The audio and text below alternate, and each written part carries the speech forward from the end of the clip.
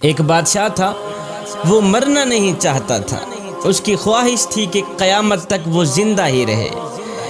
ایک حکیم صاحب نے اسے کہا، بادشاہ سلامت، فلاں ملک کی سرزمین سے ایسی ایسی جڑی بوٹیاں پیدا ہوتی ہیں جن میں آب حیات کی تاثیر ہوتی ہے، آپ اگر وہ جڑی بوٹیاں منگوا لیں تو ہم آپ کو وہ دوا بنا دیتے ہیں جس کے کھانے کے بعد آپ جب تک چاہیں گے زندہ رہیں گے۔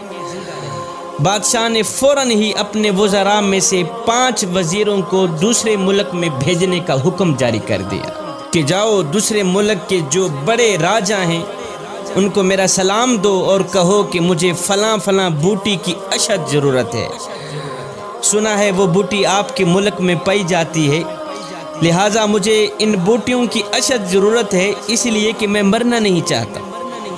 خیر 5 وزیر دوسرے ملک میں پہنچے، راجہ صاحب کو سلام دیا، پیغام سنایا۔ جیسے ہی راجہ صاحب نے سنا کہ بادشاہ مرنا نہیں چاہتا تو راجہ صاحب نے کہہ لگانی شروع کر دی، ہنسنا شروع کر دی۔ ہنسنے کے بعد راجہ صاحب نے فوراً ہی سپاہی بلوائے، ان سب کو گرفتار کرا دیا۔ ان 5 وزیروں کو گرفتار کرا دیا۔ گرفتاری کے بعد راجہ صاحب نے حکم جاری کر دیا کہ ان سب کو لے جاؤ فلاں پہاڑ کے نیچے ایک خیمے کے اندر بند کر کے۔ فلاں پہاڑ کے نیچے ایک خیمہ ہے، بند خیمہ، ان 5 وزیروں کو لے جاؤ، اس خیمے کے اندر بند کر کے واپس چلے آؤ۔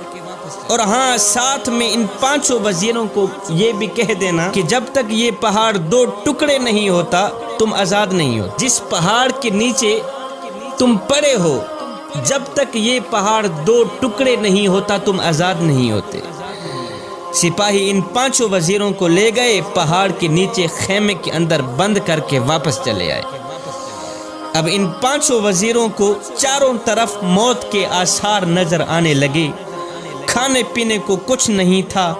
مشکل کی اس گھڑی میں اللہ کے سوا ان کا اور کوئی حامی و ناصر نہیں تھا۔ اب انہوں نے کیا کیا؟ زمین پر سجدہ ریز ہو گئے، رو رو کر گڑ گڑا کر دعائیں کرنے لگے کہ یا باری تعالیٰ ہم پہ رحم فرما، پہاڑ کے 2 ٹکڑے کر دے تاکہ ہم موت سے بچ جائیں، ہم آزاد ہو جائیں۔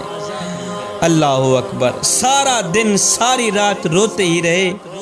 ان کے دن رات رونے کے بعد میرے اللہ کی رحمت جوش میں آئی، میرے اللہ نے ان پر رحم فرمایا، ان کی دعا قبول ہوئی۔ ایک دم زمین ہلنے لگی، زلزلہ آیا، پہاڑ جڑوں سے ہلنے لگا اور پہاڑ کے 2 ٹکڑے ہو گئے۔ اللہ اکبر۔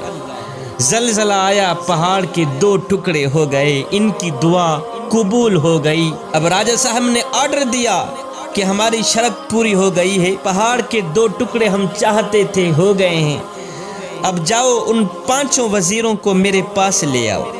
سپاہی گئے، لے آئے۔ جب وہ سامنے آئے تو راجہ صاحب نے کہا، بھائی اب تم واپس اپنے ملک میں جاؤ، اپنے بادشاہ کو یہ سارا واقعہ سنانا، جو کچھ آپ لوگوں کے ساتھ ہوا ہے، یہ ساری کہانی اپنے بادشاہ کے آگے پیش کر دینا، آخر میں بادشاہ کو میرا ایک پیغام بھی سنا دینا۔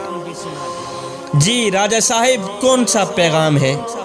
راجہ صاحب نے کہا کہ اپنے بادشاہ کو کہنا کہ بادشاہ 5 لوگوں کی بد دعا جس طرح پہاڑ کو ریزہ ریزہ کر سکتی ہے، 5 لوگوں کی بد دعا جس طرح پہاڑ کو ریزہ ریزہ کر سکتی ہے، بالکل اسی طرح 5 کروڑ عوام کی بد دعائیں بھی بادشاہ کی زندگی مٹی میں ملا سکتی۔ 5 لوگوں کی بد دعا جس طرح پہاڑ کو ریزہ ریزہ کر سکتی ہے، بالکل اسی طرح 5 کروڑ عوام کی بد دعائیں بھی بادشاہ کی زندگی اور اقتدار مٹی میں ملا سکتی ہے۔ اپنے بادشاہ کو کہنا کہ بادشاہ